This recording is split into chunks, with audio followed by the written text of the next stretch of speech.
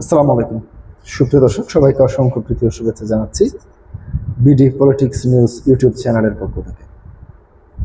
প্রিয় দর্শক, আজকে আমি যেই বিষয়ে কথা বলবো সেটি হচ্ছে 5 জেলায় পরীক্ষামূলকভাবে ই হেলথ কার্ড চালুর উদ্যোগ নেওয়া হয়েছে।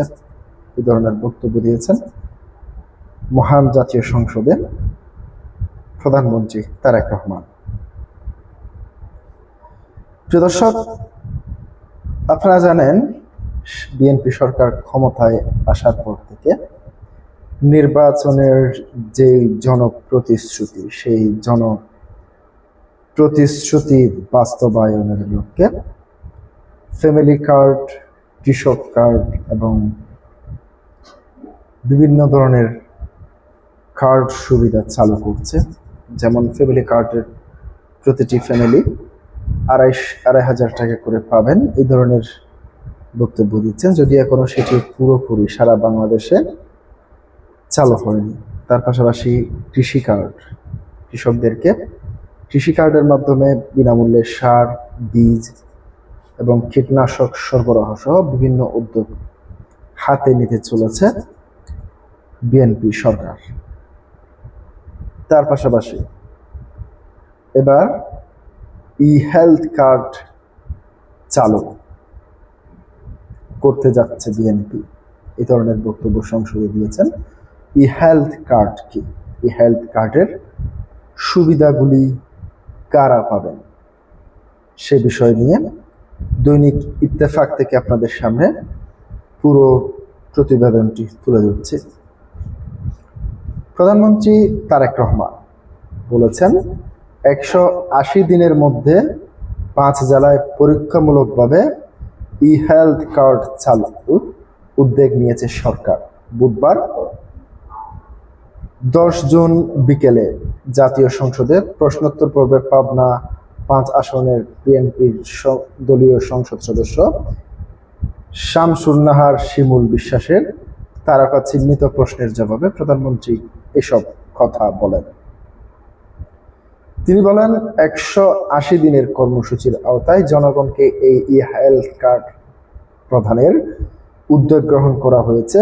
এই বিষয়ে একটি প্রকল্প অনুমোদন অপেক্ষায় রয়েছে। এই প্রকল্পের মধ্যে 180 দিনের মধ্যে 5টি জেলায় যথাক্রমে খুলনা, নোয়াখালী, বগুড়া, সিরাজগঞ্জ এবং নরসিংদীর জনসাধারণকে ই হেলথ কার্ড সেবা প্রধান কার্যক্রম চালু করা হবে। তিনি বলেন, এই health card electronic referral system এবং ইলেকট্রনিক পেশেন্ট ম্যানেজমেন্ট সিস্টেমের থেকে সংযুক্ত থাকবে। প্রধানমন্ত্রী তার সরকারের নির্বাচনী প্রতিশ্রুতি অনুযায়ী 180 দিনের কর্মসূচি অগ্রাধিকারগুলো তুলে ধরেন এবং কর্মসূচিগুলো হলো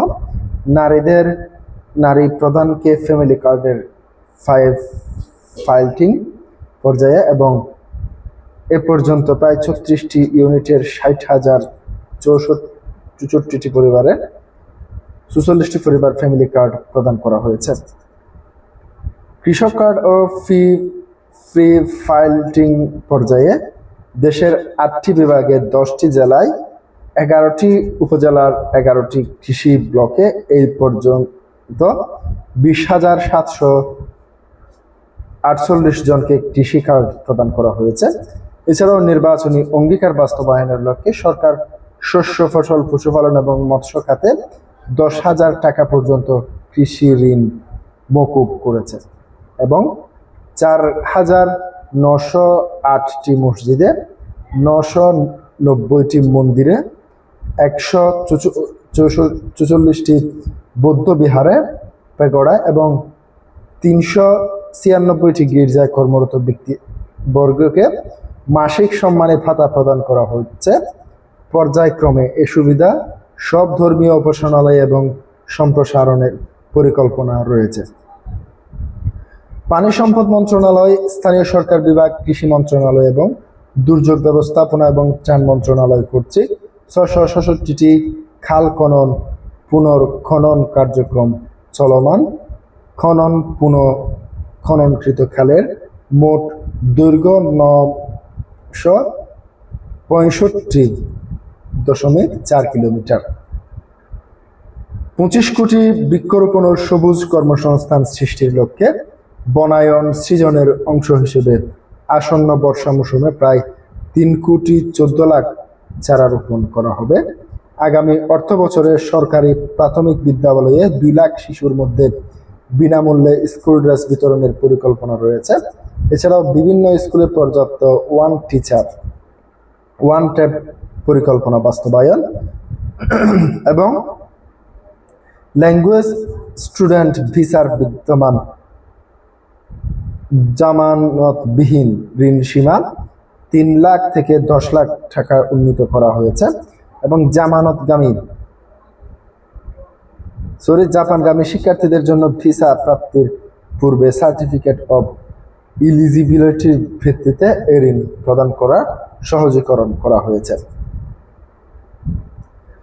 2030 সালের মধ্যে 20% নবায়নযোগ্য বিদ্যুৎ উৎপাদনের লক্ষ্যে ইতিমধ্যে জাতীয় রুফটপ সোলার কর্মসূচি এবং নেট মিটারিংয়ের মাধ্যমে মোট 35 মেগাওয়াট বিদ্যুৎ জাতীয় গ্রিডে যুক্ত হয়েছে।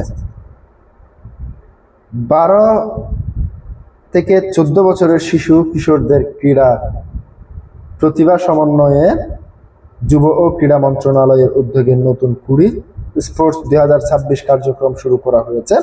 এতে ফুটবল, ক্রিকেট, কাবাডি এবং অ্যাথলেটিক্স, ব্যাডমিন্টন, দাবা, সাঁতার ও মার্শাল আর্ট সহ মোট 8টি খেলা অন্তর্ভুক্ত করা হয়েছে। এর আগে বিকেলে 3টায় স্পিকার হাফিজ উদ্দিন আহমেদের সভাপতিত্বে সংসদের বৈঠক শুরু হয়। বৈঠকের প্রথম 30 মিনিট প্রধানমন্ত্রীর জন্য নির্ধারিত প্রশ্নোত্তর পর্ব এবং প্রধানমন্ত্রীর জন্য নির্ধারিত ছিল তারকা চিহ্নিত প্রশ্ন 5টি প্রশ্ন।